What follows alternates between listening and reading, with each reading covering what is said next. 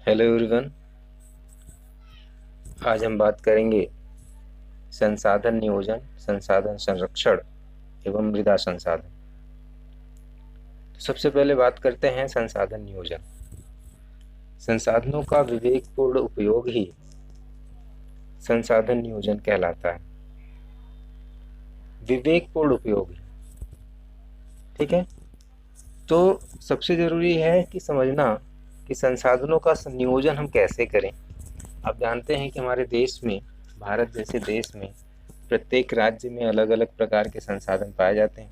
ऐसा तो नहीं कि हर जगह एक ही प्रकार के या एक ही संसाधन सभी राज्यों में पाया जाता है और सभी की आवश्यकताएं पूरी हो पाती हैं, ठीक है। तो अलग अलग राज्यों में अलग अलग संसाधन पाए जाते हैं। इसलिए आवश्यक है कि पूरे देश की आवश्यकता को पूरा करने के लिए संसाधनों का सही तरीके से नियोजन आवश्यक है, जिससे कि पूरे देश की आवश्यकताओं को पूरा किया जा सके। इसलिए संसाधनों का नियोजन अर्थात संसाधनों का उचित उपयोग, बुद्धिमत्तापूर्ण उपयोग करना आवश्यक है। इसे संसाधन का नियोजन कहते हैं, अर्थात संसाधनों का विवेकपूर्ण उपयोग ही संसाधन का नियोजन कहलाता है। ऐसा न हो या बिना सोचे समझे हम संसाधनों का उपयोग करने लगे और ऐसा हो कि एक राज्य की अर्थव्यवस्था, एक राज्य की आवश्यकता पूरी हो जाए लेकिन दूसरे राज्य की आवश्यकता पूरी न हो पाए, तो इससे संपूर्ण भारत का विकास नहीं हो पाएगा, ठीक है। इसलिए संसाधनों का विवेकपूर्ण उपयोग करना आवश्यक है। नंबर 2 हम बात करेंगे संसाधन का संरक्षण। संरक्षण का तात्पर्य है इस तरह से हम प्रयोग करें कि भविष्य में भी, आने वाले समय में भी ये संसाधन हमारी आवश्यकताओं को पूरा करते रहें और हमारा विकास लगातार होता है। इसे सस्टेनेबल डेवलपमेंट या सतत पोषणीय विकास कहते हैं। संसाधन संरक्षण के संबंध में महात्मा गांधी जी ने कहा था, हमारे पास हर व्यक्ति की आवश्यकता पूर्ति के लिए बहुत कुछ है, लेकिन किसी के लालच की संतुष्टि के लिए नहीं। गांधी जी का कहना यह है कि यदि हम ये देखकर चलें या इस बात को लेकर चलें कि सभी व्यक्तियों की आवश्यकताएं पूरी हो जाएं और वह अपना जीवन यापन सही तरीके से कर सके, इसके लिए हमारे देश भारत में पर्याप्त संसाधन हैं। लेकिन उसी में से कुछ लोग अपनी लालच की पूर्ति के लिए, अधिक से अधिक धन कमाने के लिए जब संसाधनों का बिना सोचे समझे दुरुपयोग करते हैं तो संसाधन कम हो जाते हैं। जैसे फॉर एग्जाम्पल आप देख सकते हैं वन संसाधन, वनों को बिना सोचे समझे कुछ लोगों के द्वारा काटा गया, जिसकी वजह से आप देख रहे हैं पर्यावरण प्रदूषण की समस्या। तो गांधी जी का सीधा साधा कहना था, हमारे पास हर व्यक्ति की आवश्यकता पूर्ति के लिए बहुत कुछ है, लेकिन किसी के लालच की संतुष्टि के लिए नहीं। इसलिए इस बात को समझना। 1968 में संसाधन संरक्षण की वकालत क्लब ऑफ रोम ने की थी, अर्थात रोम में क्लब, उस क्लब ने 1968 में संसाधन को संरक्षित करने की वकालत की थी। उसकी सबसे पहले संसाधन संरक्षण की जो बात हुई थी वो 1968 में किसके द्वारा? Club of Rome. 1974 में स्मॉल इज ब्यूटीफुल पुस्तक में संसाधन संरक्षण के बारे में लिखा गया और 1987 में सतत पोषणीय विकास की संकल्पना प्रस्तुत की गई, जिसे सस्टेनेबल डेवलपमेंट कहते हैं। यहाँ पर सतत पोषणीय विकास की संकल्पना का तात्पर्य एक ऐसा विकास जो पर्यावरण को ध्यान में रखकर किया जाए, जिससे कि पर्यावरण को कोई नुकसान न हो और मनुष्य अपना विकास भी कर सके, जिससे कि कुछ संसाधन आगे आने वाली पीढ़ियों के लिए भी बचे रहें और उनकी आवश्यकताओं को भी पूरा करते रहें और हमारा पर्यावरण स्वच्छ और सुरक्षित रहे। इसे सतत पोषणीय विकास या सस्टेनेबल डेवलपमेंट कहते हैं। तो अभी हम पढ़े संसाधन नियोजन और संसाधन संरक्षण। अब हम बात करेंगे संसाधनों में मृदा संसाधन की। मृदा अर्थात मिट्टी। मिट्टी अथवा मृदा सबसे महत्वपूर्ण प्राकृतिक संसाधन है। यह पौधों के विकास का माध्यम है जो पृथ्वी पर विभिन्न प्रकार के जीवों का पोषण करती है। आप जानते हैं मृदा, मिट्टी कितनी महत्वपूर्ण है, अत्यंत महत्वपूर्ण है। ये मानव सभ्यता के विकास से जुड़ा हुआ है। पृथ्वी पर मनुष्य का उद्भव विकास जो भी हुआ, लेकिन मानव सभ्यता के विकास में, मानव के जीवन में, पौधों के जीवन में, जीव जंतुओं के जीवन में इस मृदा या मिट्टी का बहुत ही अहम योगदान।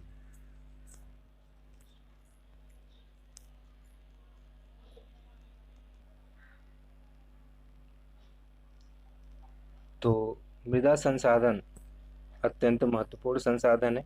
ये मानव विकास से भी जुड़ा हुआ है। आप जरा ध्यान दीजिए, इस प्रकार की मिट्टी या मृदा होती है, उसी प्रकार की लोगों की आर्थिक व्यवस्था भी होती है, उसी प्रकार की वनस्पति का विकास होता है, उसी प्रकार की फसलों का विकास होता है, उसी प्रकार जो है मानव का आहार विहार निश्चित होता है। इसलिए हम कह सकते हैं कि मृदा एक महत्वपूर्ण संसाधन है। जैसे आप समझ सकते हैं कि जितने भी सभ्यताओं का विकास हुआ है अब तक, आप जरा ध्यान दीजिएगा, चीन की सभ्यता हो, सिंधु घाटी सभ्यता हो, नील नदी की सभ्यता हो, या फिर इराक या मेसोपोटामिया की सभ्यता हो, ये सभी सभ्यताएं उन्हीं क्षेत्रों में ही विकसित हुई हैं जहाँ पर उपजाऊ भूमि मिलती है।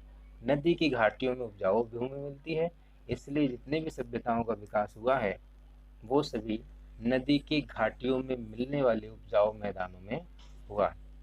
तो आप इस बात को समझ गए होंगे कि मृदा कितना महत्वपूर्ण संसाधन है। अब हम बात करेंगे मृदा निर्माण के कारक, अर्थात मिट्टी का निर्माण किस पर निर्भर करता है। मृदा निर्माण के कारक में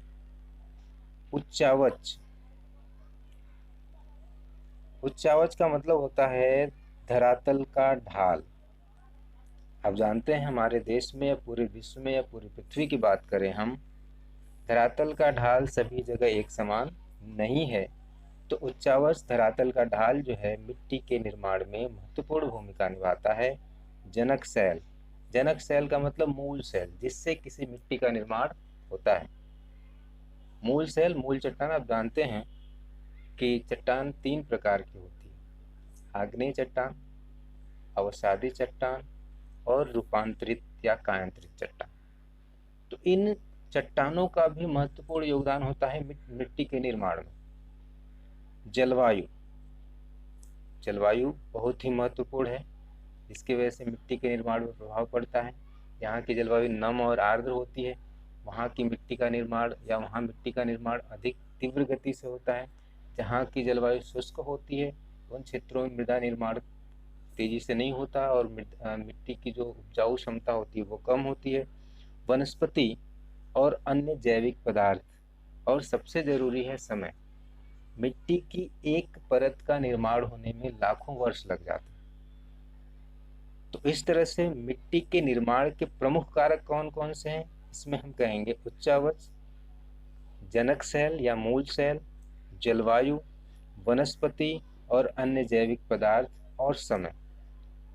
इन सभी के कारण किसी मिट्टी की संरचना होती है, उसका निर्माण होता है, और इन कारकों की उपस्थिति के आधार पर ही मिट्टी के कई प्रकार होते हैं।